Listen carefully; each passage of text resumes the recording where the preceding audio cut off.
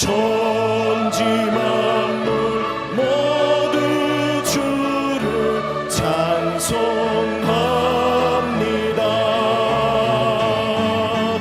거룩 거룩 거룩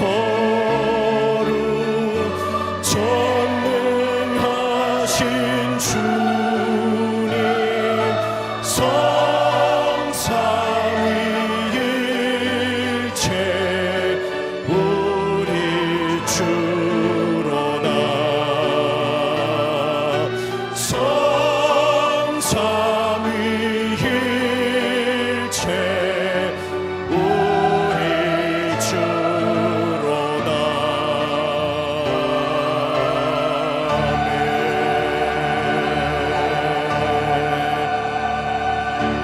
기도하시겠습니다. 모든 영광과 존귀와 감사와 찬양을 받으시기에 합당하신 하나님, 주의 존전에 나와 예배하는 저희들 한 사람 한 사람을 주님의 은혜와 사랑과 은총으로 충만하게 하시옵소서. 예수님 이름으로 기도드립니다. 아멘.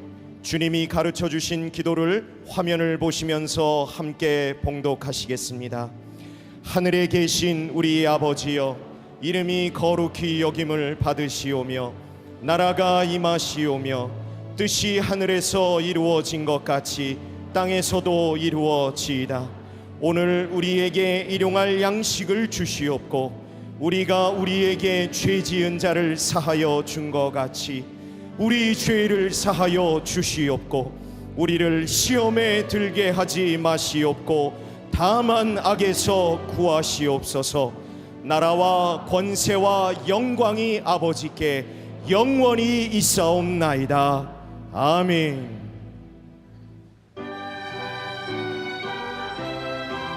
함께 기쁨으로 찬양하겠습니다.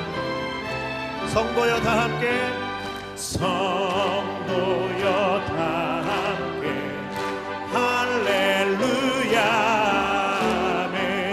주 찬양하여라. 할렐루야.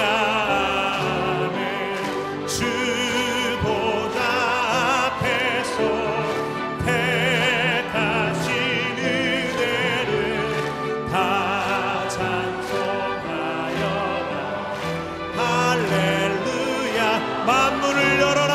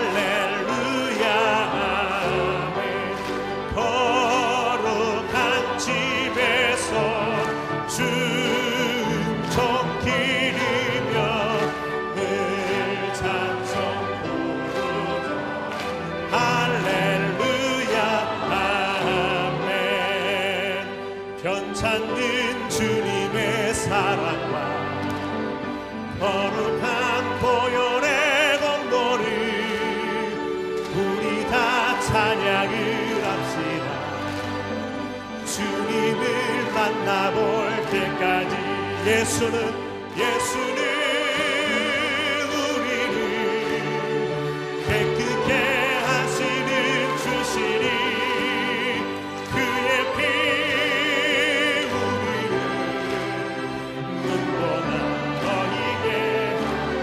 깨끗한 그 피는 우리를 깨끗게 한 피는 무궁한 생명의 물일새 생명의 구원을 받아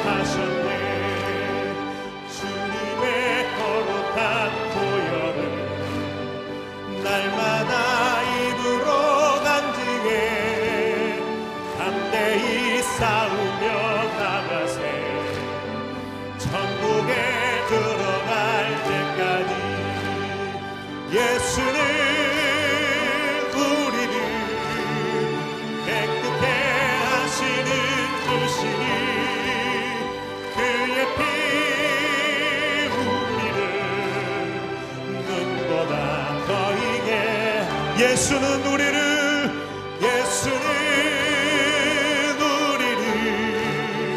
깨끗게 하시는 주시니 그의 피 우리를 눈보다 더이게 하셨네 예수는 우리를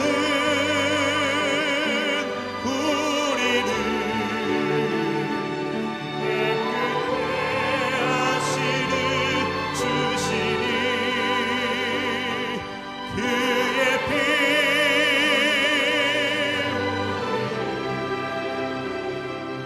눈보다 더이게 하셨네. 우리들을 깨끗이 씻어주신 우리 주님께 감사와 영광의 박수를 돌립니다.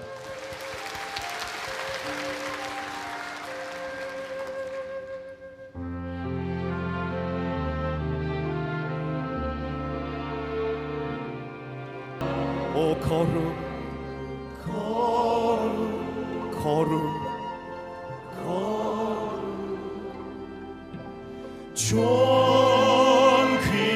존귀하신 주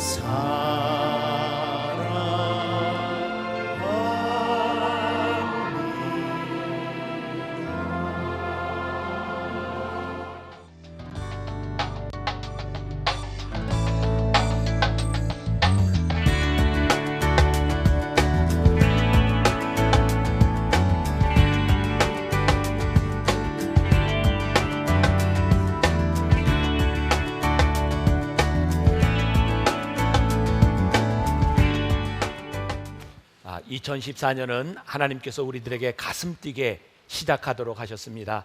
복음 앞에 서서 우리 첫 주에 레디컬 예배에 대해서 말씀을 나누었고, 지난주에는 레디컬한 삶에 대한 이야기를 나누었습니다. 오늘은 레디컬 띵킹, 우리의 생각이 복음 앞에서 어떻게 서야 될 것인가, 이 생각에 대한 말씀을 나누어 보려고 합니다. 사람들은요, 생각하는 것이 참 다릅니다. 똑같은 사물을 보고도 어쩌면 그렇게 생각하는 것이 다를 수 있는가. 그래서 우리들이 복음 앞에서 생각하는 것과 우리의 육신의 욕망 앞에서 생각하는 것은 참 다른 문제라는 생각이 듭니다. 제가 어떤 부부 특강 프로그램을 보는데 어떤 강사가 이렇게 말을 하더라고요. 부부간의 금실은 남편의 성공과도 연결됩니다. 아내의 키스를 받고 출근하는 남편의 연봉이 그렇지 못한 사람보다 20%가 높다는 결과가 나왔습니다. 놀랍잖아요. 그런데 한 여자분이 이렇게 이야기를 손을 들고, 혹시 연봉이 높기 때문에 뽀뽀해 주는 건 아닐까요? 그것도 들어보니까 또 그런 것 같아요. 정말 관계가 좋아서 연봉이 높아지는가, 연봉이 높아서 관계가 좋아지는가. 우리들은요, 어떻게 생각하느냐에 따라 보는 것이 다 틀릴 수 있다는 생각을 합니다.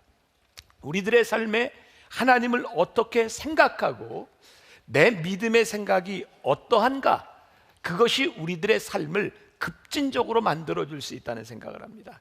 이 고든 맥도날드라고 하는 사람이 영적 성장의 길, 그 책에서 이런 말을 합니다. 영국의 명문대학을 졸업한 한 청년이 간디가 이끄는 공동체에 들어가서 살게 되었습니다. 공동체에서 그에게 맡겨진 일은 화장실 청소였다고 합니다. 며칠을 못 버티고 이 청년이 간디에게 가서 이렇게 항의를 합니다. 제가 누군지 아십니까? 저 큰 일을 할 수 있는 사람입니다. 간디가 조용히 이 청년에게 이렇게 말했다고 합니다. 당신이 큰 일을 할 수 있다는 건 잘 알고 있습니다. 다만 내가 모르는 건 당신이 작은 일도 잘할 수 있는가라는 것입니다. 저는 요즘 그런 생각을 많이 합니다. 이 세상에 너무 잘난 사람이 많아서 하나님의 일을 참 하기가 힘들구나. 오늘 본문 말씀이 제가 아무것도 아닌 것 같은데 급진적이라고 생각한 이유가 있습니다. 아무 일에든지 다툼이나 허영으로 하지 말고 오직 겸손한 마음으로 각각 자기보다 남을 낮게 여겨라. 낮게 여기는 게 아니라 남을 낮게 여겨라. 근데 이게 정말 힘들다는 거죠. 우리들의 삶이 복음 앞에서 급진적으로 하나님 앞에서 서지 않는다면 우리는 남을 낮게 여기기보다는 내가 늘 높아지려고 하는 존재인 것 같습니다. 그래서 우리는 늘 큰 일을 꿈꿉니다. 그리고 우리들은 하나님께서 나를 좀 멋진 일에 쓰셨으면 좋겠다. 내가 좀 멋진 일에 쓰임 받을 수 있으면 좋겠다. 그런데 정작 큰 일 때문에 우리는 해야 할 일들을 놓치고 있는 때가 많다는 생각을 합니다. 제가 이 레디컬이라고 하는 말이 급진적이라고 하는 말과 동시에 본질적인이라고 하는 뜻을 가지고 있다는 이야기를 했습니다. 복음 앞에서 우리들이 급진적인 생각을 한다는 것은요, 우리들이 본질적인 삶으로 우리를 이끌어 드리는 겁니다. 주님이 찾으시는 사람, 하나님께 필요한 사람은 큰 일을 하려고 줄 서서 기다리는 사람이 아니라 어쩌면 아무것도 하지 않는 일을 묵묵하게 하고 있는 사람, 그 사람이 하나님이 찾으시는 사람은 아닐까.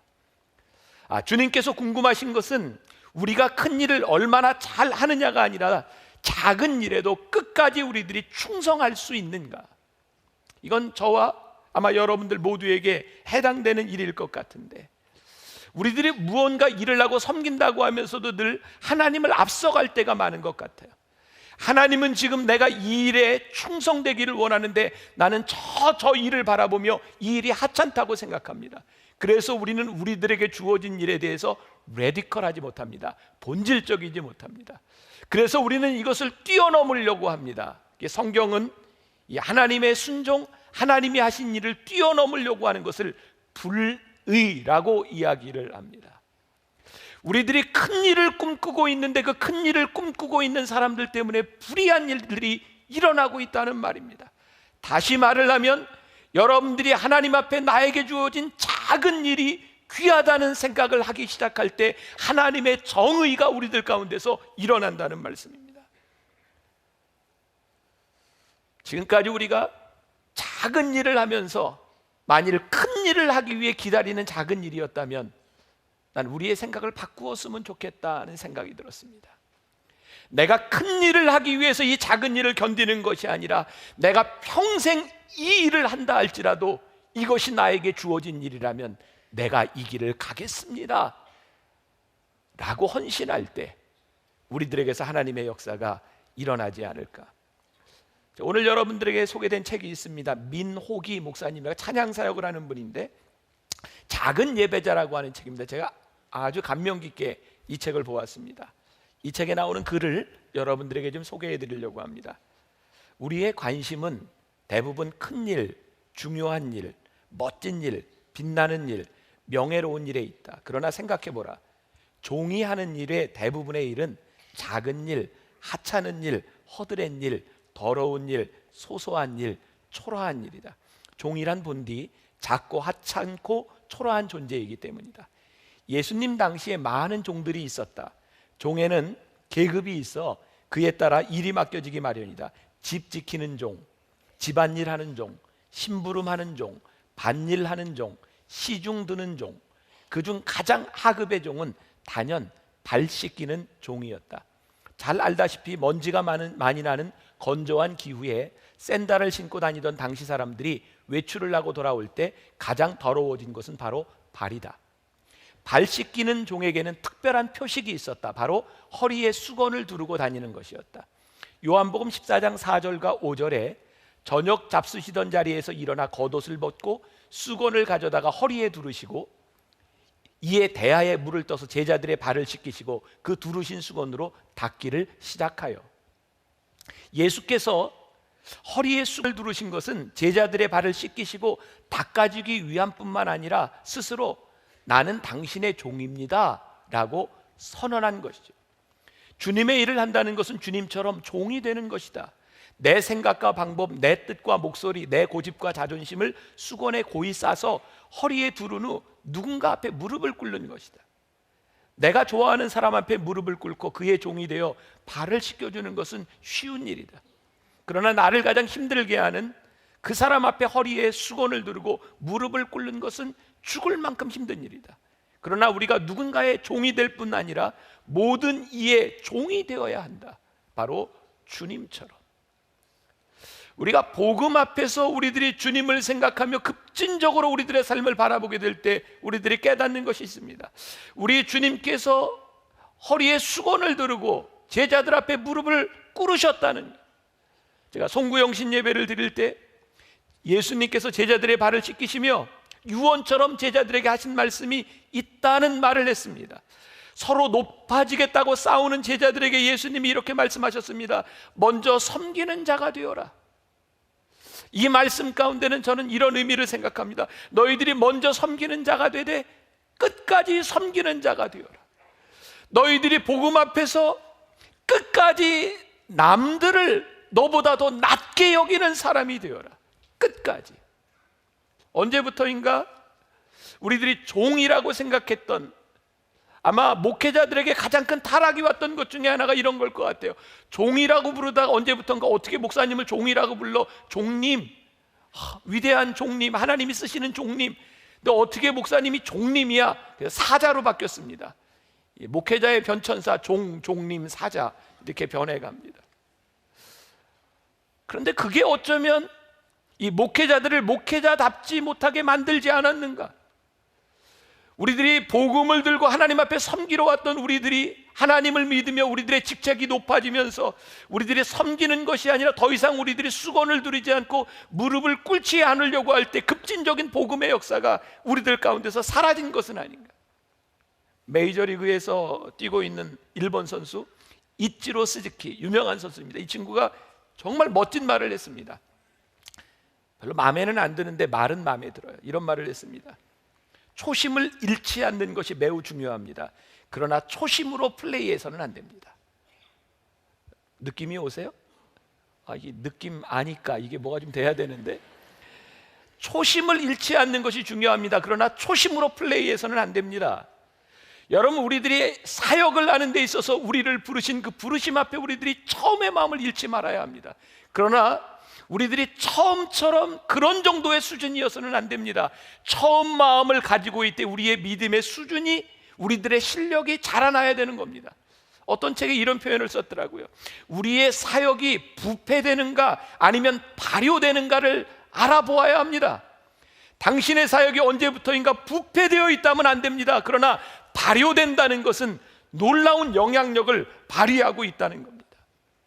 오늘 본문 말씀 빌립보서 2장 3절과 4절을 우리 다시 한번 같이 봉독해 보겠습니다. 아무 일에든지 다툼이나 허영으로 하지 말고 오직 겸손한 마음으로 각각 자기보다 남을 낮게 여기고 각각 자기 일을 돈볼 뿐더러 또한 각각 다른 사람들의 일을 돌보아 나의 기쁨을 충만하게 하라. 저는 이 말씀을 묵상하면서 이제 그려지는 거죠. 사도 바울이 그 빌립보의 공동체를 바라보며 그의 기쁨을 충만하게 한 것이 뭐였냐면, 성도들이 서로를 돌보고 상대방을 남보다 낮게 여기는 모습을 보며, 그래, 나의 기쁨을 충만케 하라.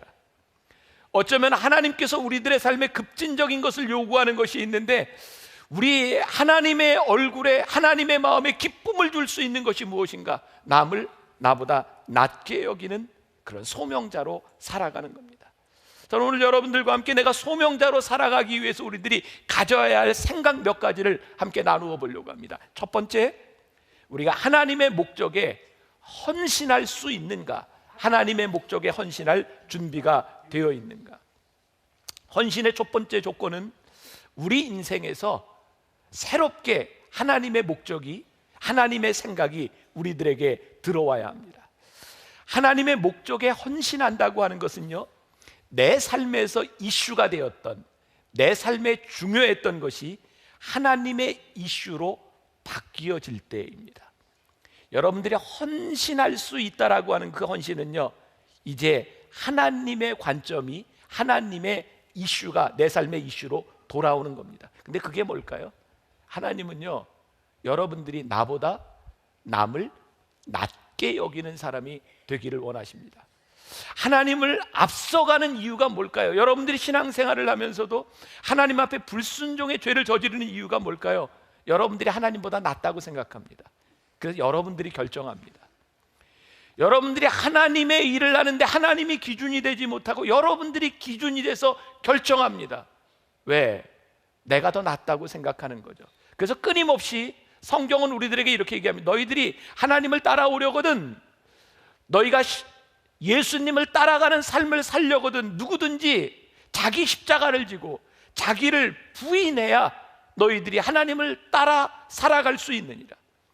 우리 인생에 정말 중요한 것이요, 여러분들이 이런 결정이 있어야 헌신할 수 있습니다. 내 삶을 하나님 앞에 드린다고 하는 것은 하나님의 통제 안에 내가 들어오겠다고 하는 것입니다. 여러분들에게 묻고 싶습니다.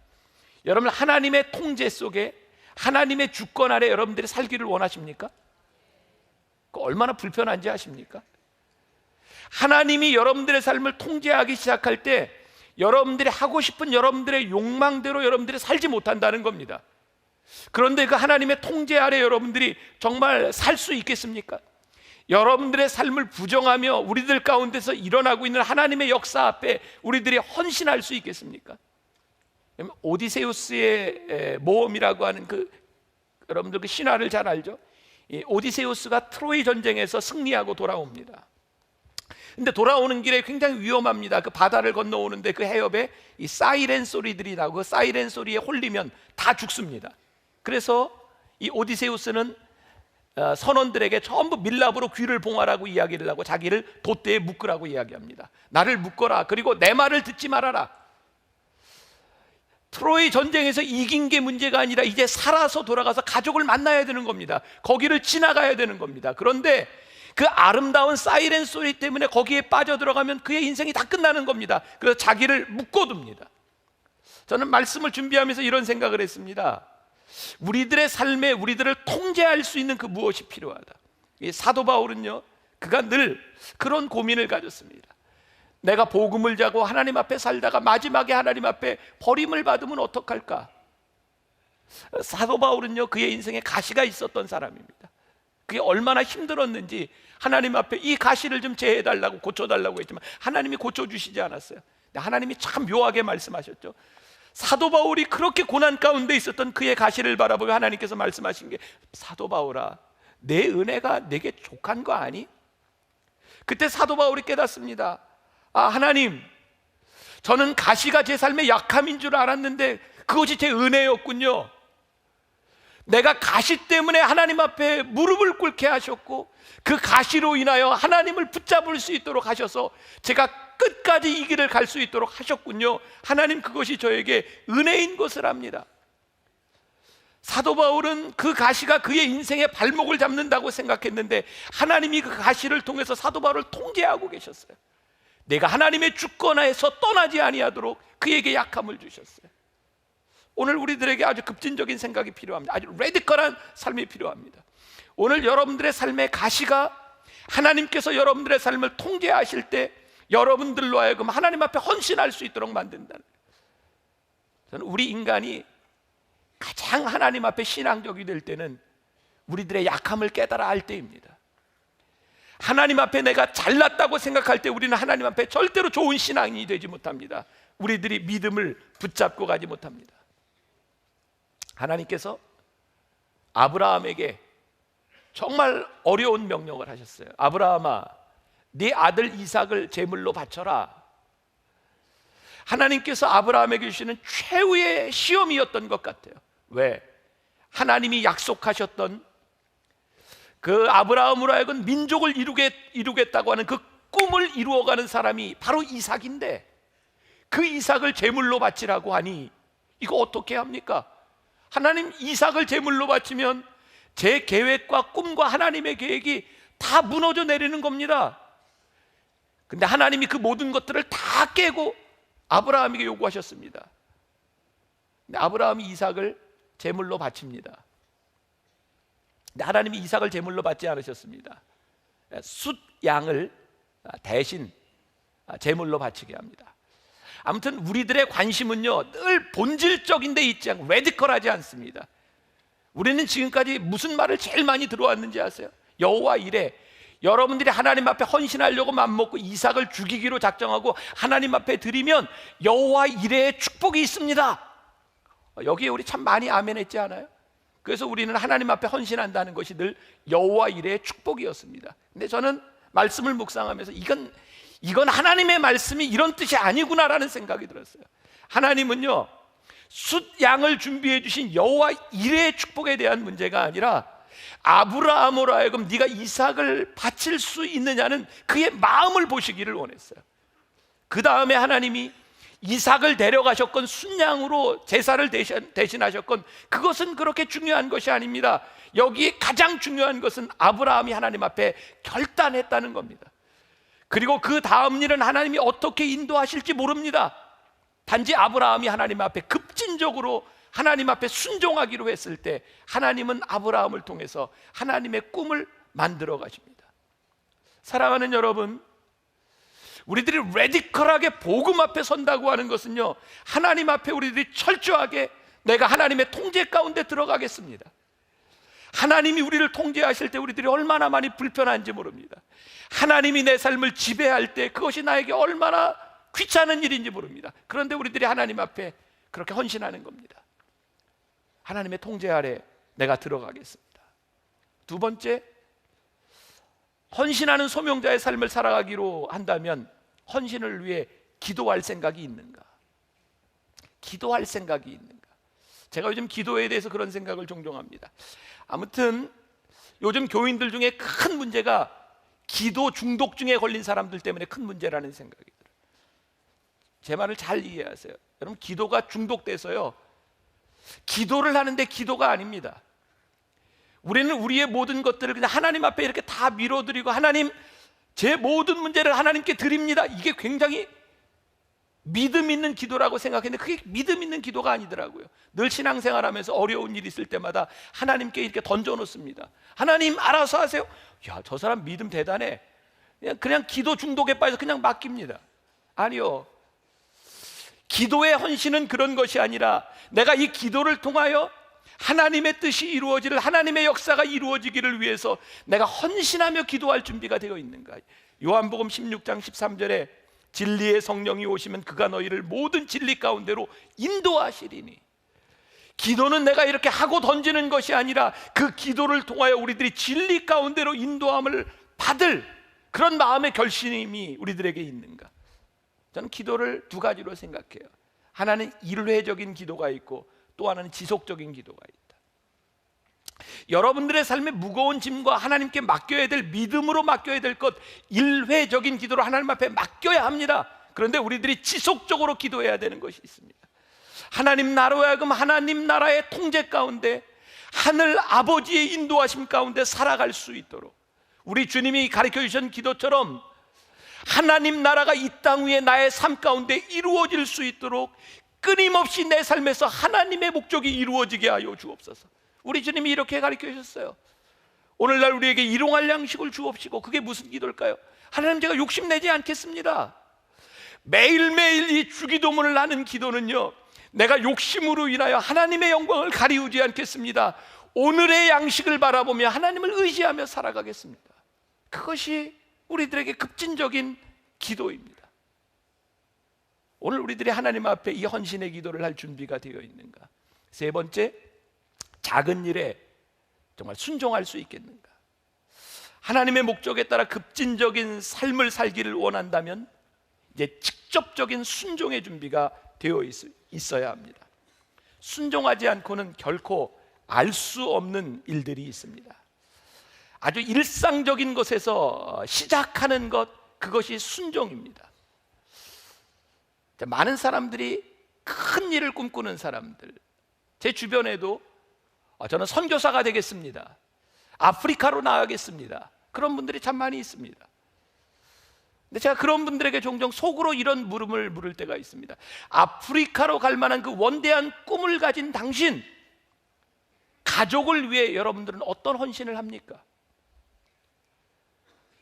우리들에게 큰 꿈이 있을지 모르지만 저는 목사로서 제가 참 마음 아프고 힘들고 어려운 것 중에 하나가 저의 고민이었던 게 있어요. 하나님, 어쩌면 교회에 좋은 목사님들이 교회가 커가면서 교단과 세상의 정치에 휩쓸리는 이유가 무엇일까요? 근데 제가 오늘 말씀을 묵상하다가 하나님께서 저에게 해답을 주셨습니다. 하나님이 원하시는 것은 큰 일이 아니다, 끝까지 나에게 맡겨진 것을 사랑할 수 있는 일, 그것이 하나님이 우리들에게 원하시는 일이다. 제가 답을 찾았어요. 제 삶에 가장 급진적이고 제가 하나님 앞에 가장 순전할 수 있는 일이 무엇일까? 나에게 맡겨진 이 만나 교회를 내가 최고로 사랑하지 못하고 내가 이 양들과 교회를 최고로 섬기지 못한다면 하나님께서는 그 어떤 위대한 일도 나에게 맡기시지 않을 것이다. 아니, 위대한 일이 필요한 것이 아니라 지금 나에게 맡겨진 일이 가장 위대한 일이다. 가장 사소한 일이 가장 위대한 일이고, 하나님께서 가장 사소한 일을 잘 아는 사람을 통해서 하나님께서 일을 맡기시는 것. 오늘 여러분들에게 주어진 일이 무엇입니까? 하나님께서 여러분들에게 주신 사명이 무엇입니까? 홍명보 감독이 이번 월드컵 선수들을 이렇게 구성하면서 그런 원칙을 이야기했습니다.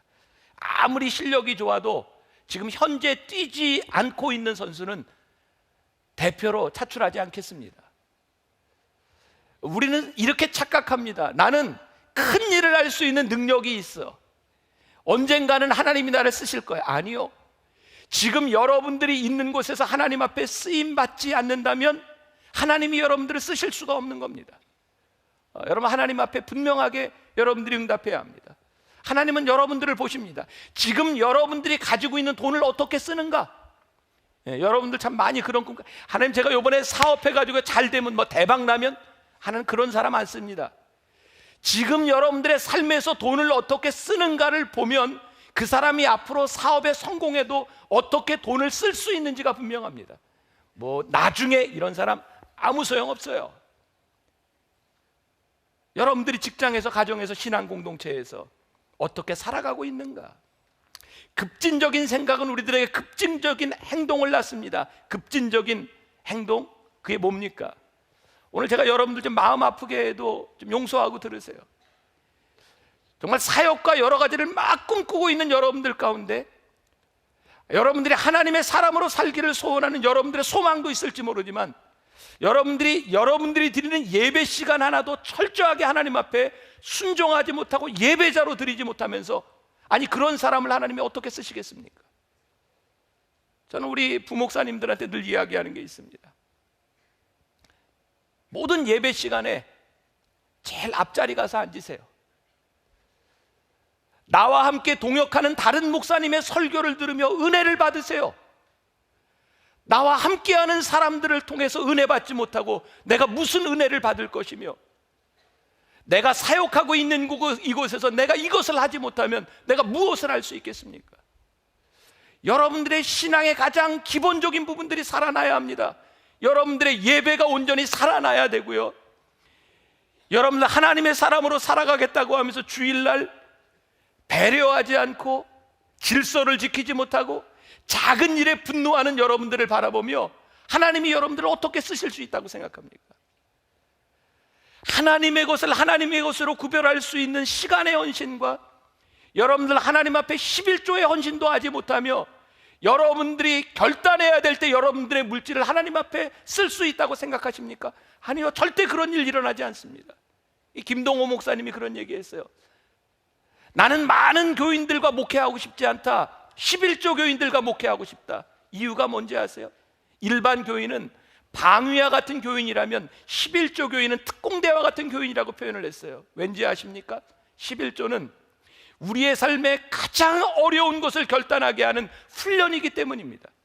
여러분들이 하나님 앞에 11조의 결단을 하지 못하면 여러분들이 세상의 불의한 돈에 대해서 여러분들이 그렇게 쉽게 거절할 수 있다고 생각하십니까? 아니요, 하나님 앞에 여러분들이 본질적인 것을 하지 못하면 다른 것을 하나님이 쓰실 수가 없는 거예요. 여러분들 공동체에서 누구도 하기를 원치 않는 그 일에 여러분들이 헌신할 수 있어야 하나님이 여러분들을 위대한 일에 부르실 수 있는 겁니다. 정말 하기 싫은 일, 여러분들의 헌신이 거기에 있는가? 네 번째, 끈기 있게 행동할 수 있는가? 아주 멋진 표현이 있습니다. 하나님은 주차된 차는 조종하실 수 없다. 하나님은 주차된 차는 조종하실 수 없다. 오스기니스의 소명이라고 하는 책에 보면 이런 말이 있습니다. 사실은 하나님이 우리의 재능에 맞는 자리를 찾아주시는 것이 아니고 그분이 선택한 자리에 우리를 창조하시고 우리의 재능을 만드시는 분이다. 우리가 착각하는 게 있습니다. 하나님 나를 위해서 뭔가를 좀 만들어주세요. 아니, 하나님께서 사명을 만드시고 우리로 하여금 그 사명에 집어넣으시는 분이십니다. 그런데 문제는 우리들이 움직이지 아니하면 하나님이 우리를 그 속에 집어넣을 수가 없다는, 제가 말씀 준비하면서 가장 은혜 받았던 부분이 이 부분이었습니다. 사도 바울의 이야기를 여러분들이 잘 아실 겁니다. 사도 바울이 아시아로 복음을 전하려고, 사도행전 16장에 보면 그런 말씀이 나오죠. 볼까요? 사도행전 16장 6절부터 10절까지 말씀. 사도행전 16장 6절부터 10절 제가 봉독합니다. 성령이 아시아에서 말씀을 전하지 못하게 하시거늘 그들이 부르기아와 갈라디아 땅으로 다녀가 무시아 앞에 이르러 비두니아로 가고자 애쓰되 예수의 영이 허락하지 아니하셨는지라 무시아를 지나 드로아로 내려가는데 밤에 환상이 바울에게 보이사 마게도냐 사람 하나가 서서 그에게 청하여 이르되 마게도냐로 건너와서 우리를 도우라 하거늘 바울이 그 환상을 보았을 때 우리가 곧 마게도냐로 떠나기를 힘쓰니 이는 하나님이 저 사람들에게 복음을 전하라 하고 우리를 부르신 줄로 인정함이로라. 이게 무슨 말씀입니까? 사도 바울이요, 뜨거운 열정을 가지고 복음을 전하려고 아시아로 가려고 하는데 하나님이 막으셨어요. 비두니아로 가려고 하는데 하나님이 막으셨어요. 그리고 나서 마게도니아인이 손짓하는 것을 바라보고 그쪽으로 갑니다. 이게 무슨 이야기죠? 사도 바울이 아무것도 하지 않을 때 하나님께서 사도 바울에게 소명을 주고 너 이것을 해야 된다고 말씀하신 것이 아니라 사도 바울이 복음을 전하려고 막 열심히 일하는데 하나님이 너 그거 하냐? 그리고 문을 닫으셨어요. 그래서 이쪽으로 가려고 하는데 하나님께서 또 문을 닫으셨어요. 근데 문을 닫은 것으로 끝나는 것이 아니라 문을 닫고 나니까 다른 문을 열어주셨어요. 이쪽으로 가. 사도 바울이 아무것도 하지 않았다면 하나님은 문도 닫지 않으시고 문도 열지 않으셨을 겁니다. 우리의 사명이라고 하는 것이요, 여러분들이 끈기 있게 행동할 수 있는가? 여러분들이 하나님 앞에 부르심을 받았기 때문에 내가 끈기 있게 하나님의 말씀으로 무언가를 하기 시작할 때 하나님께서 여러분들의 인생을 운전하기 시작합니다. 하나님은요, 여러분들이 얼마나 잘했는가, 아니 여러분들이 실수했는가, 그것 가지고 책망하지 않습니다. 근데 여러분들에게 책망할 것이 있습니다. 너 아무것도 하지 않았다. 교회 안에 우리 성도들을 보면서 제가 좀 심각하게 도전받는 게 있습니다. 우리 교회에 요즘 성도들이 많이 옵니다. 여러분들 봐도 정말 꽉꽉 들었잖아요. 하나님 이거 정말 잘 된 겁니까? 우리 성도들이 여기 와서 신앙생활하는 게 너무 편해서 여기 왔다면 하나님 이 교회를 흩으셔야 되지 않겠습니까? 급진적으로 하나님이 여러분들을 부르신 이유가 뭔지 분명해야 하지 않겠습니까? 하나님, 우리들이 여기에서 무언가 헌신하고 우리들이 하나님의 소명자가 되어야 하는데 그거 되지 못한다면, 교회가 크기 때문에 그 일을 감당하지 못한다면 하나님 이 교회를 쪼개셔야 되지 않겠습니까? 하나님이 여러분들을 여기 있게 하신 이유가 무엇일까? 다섯 번째, 하나님을 전적으로 신뢰할 수 있겠는가? 하나님을 신뢰한다고 하는 게 뭡니까? 지난주에 군사라고 하는 표현을 썼습니다. 전쟁을 준비하는 이가 군사를 모읍니다. 어떤 이는 전방에 투입하고 어떤 이는 후방에서 훈련을 받습니다. 이왕 전쟁까지 나왔는데 전방에서 싸우고 싶지 않겠습니까? 다 싸우겠다고 하면 후방에는 누가 있고 누가 훈련을 받을 겁니까? 신뢰라고 하는 것은요, 하나님께서 우리를 전방에 보내시든 우리를 후방에 보내시든 하나님이 우리를 쓰시는 그 부분에 대해서 하나님을 전적으로 신뢰하는 겁니다. 여러분들이 생각하는 그 놀랍고 엄청난 일이 아니라 그 모든 일 가운데 하나님이 여러분들에게 주신 그 일, 여러분들이 순종할 수 있겠는가? 월드비전의 리처드 스턴스가요, 그가 회장이 되고 나서 이런 고백을 했습니다. 나는 47이 되어서야 월드비전 대표로 인도를 받았다. 첫 해를 보내면서 그 일이 얼마나 만족스럽고 내 은사와 재능에 꼭 맞는지를 알았다. 아내에게 왜 진즉 이런 일을 하지 않았는지 모르겠다고 말하자 아내가 대답했다. 당신이 아직 준비가 되지 않았으니까요. 당신이 월드비전에서 섬기도록 준비시키기 위해 하나님이 하실 일이 많았거든요. 아내의 말이 옳았다. 하나님은 인내심을 가지고 나를 시험하고 훈련하고 빚어가고 준비시키셨다. 그분은 그때그때마다 내 앞에 닥친 일에 충실하라고 요구하셨다. 때가 되자 나를 다른 일로 부르셨다. 나는 그 부르심에 언제든 응할 준비가 되어 있어야 했다. 늦은 때 없습니다. 아직 여러분들이 준비가 되어 있지 않기 때문에 하나님이 여러분들을 쓰시지 못합니다. 그러나 분명한 것은 내가 이 자리에서 언제든지 하나님의 부르심에 응답할 수 있는 준비가 되어 있어야 합니다. 제가 종종 말씀을 정리하면서 야, 이거 정말 멋진 말이다. 이번 주에 진짜 멋진 말이 하나 더 나왔어요. 이런 말을 듣고도 감동이 안 되면 여러분들 정서적으로 문제가 있는 사람이라 그랬죠. 꼭 기억했으면 좋겠어요. 제가 이렇게 썼습니다. 보잘것없는 인생이란 없습니다. 단지 순종하지 않는 인생이 있을 뿐입니다. 위대한 인생은 없습니다. 단지 위대한 순종이 있을 뿐입니다.